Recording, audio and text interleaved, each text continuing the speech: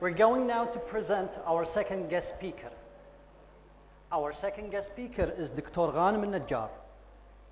Dr. Ghanim Alnajjar is a professor of political science at Kuwait University and editor of the Gulf Studies Series Journal, UAE.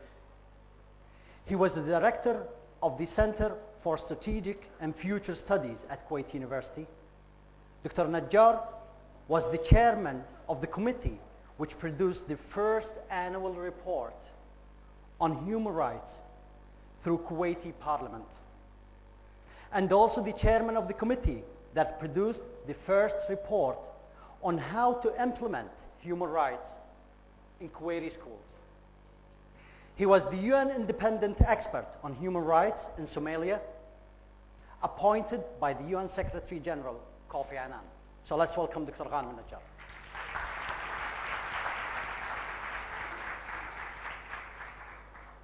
Yeah, I should speak in English or in Arabic? English.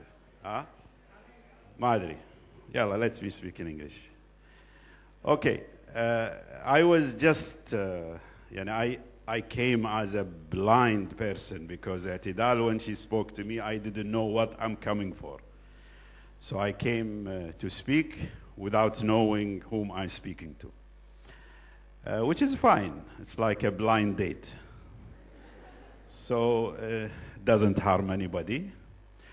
And that's my job. My job is to speak, to talk. When someone tells me not to speak, then I will lose my job. Because I am professor at university, I always speak. But other things I do is not only speaking. It's more than that. I am not in business like our former speaker, Saad al-Barrak. He's top, as he said, he's topless, but he's top. He's on top of things, I think, and he made great achievements in business. And I didn't make any achievement in life at all. I try to achieve something because I work with, try to make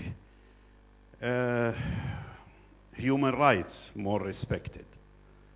And in this world, human rights are not respected. And in this world, human dignity is the least cared for in the whole world. When we talk about the whole world, there is no advanced societies, no Western societies. The West is worse in human rights than the East.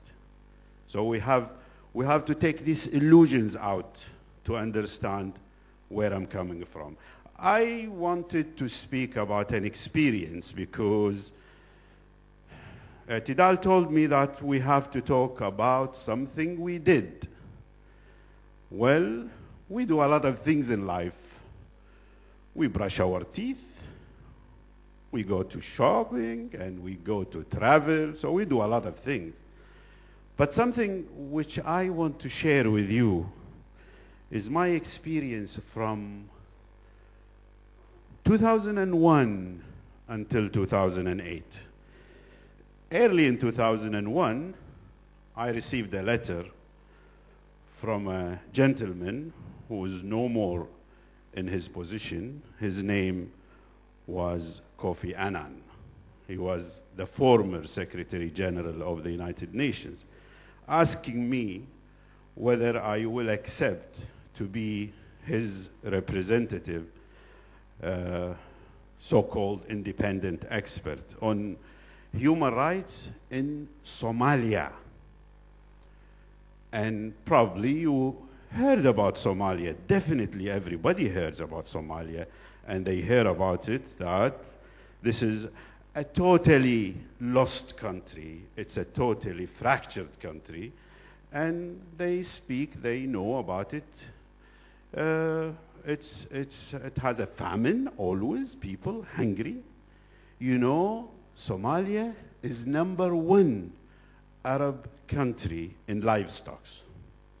It is the exporter of sheep, the #1 exporter of sheep, believe it or not. That's the situation. That's the real situation on the ground. Well, there are many reasons why Somalia is like what it is. In late 1990, there was a dictator. His name was Mohammed Siad Barre. Mohammed Siad Barre, people revolted against him. SNM, Somali National Movement, from different parts of Somalia, decided that he is not wanted anymore, so they started an armed struggle. Well, he fled at the end, but the result was Somalia no more a state. And since then, we had a problem. We had a major problem. Every time we have a problem in Somalia, and it continued up until this moment. We have a problem in Somalia. In 1990, something happened in this world. That was the invasion, the Iraqi invasion of Kuwait. The Iraqi invasion in Kuwait, as a political scientist, we see it in different forms. Not as a Kuwaiti myself. I was here, I was all the time during the invasion, and I was taken a prisoner.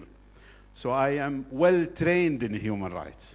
So I was a prisoner in Iraq, and you can imagine the prisons in Iraq, how they look like, 5-star hotels. So you can imagine.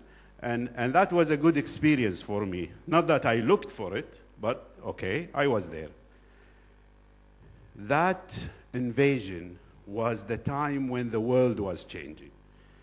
We thought it was the first time that you see might and right together. The might of the superpowers working together to liberate an invaded country. So might and right don't normally get together, especially in international politics.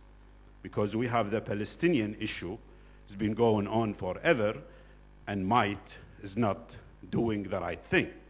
So it's not always might and right get together. This is one of the rare moments in history that might got together with right and liberated Kuwait. So it was a good example. The optimistic people said, that's a new world order. A new world order that is built on the concept of might helping the right. Unfortunately, that didn't continue forever. It collapsed immediately in Somalia later on. 1993, there was a famine. The United Nations decided to do something which would go with the same principle, might and right. Might deciding to send troops to Somalia to help people to eat. So, okay, they called it Operation Restore Hope. Operation Restore Hope. Even the name is romantic. Even the name, deciding that, well, that's the name of the game, that's the road to create equality in the world. We don't have equality in this world, and that's the problem. Why we have wars, why we have problems? Because there is no equality. And that's the major problem of the few people take everything, and they are mostly meeting now in Davis. Those who are taking everything, they are meeting in Davis now.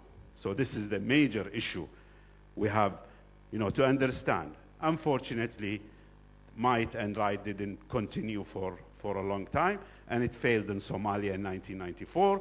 Operation Restore Hope did not restore any hope. It killed everything. So what happened in Kuwait collapsed in Somalia quickly. Since then, Somalia became a model of so-called failed state.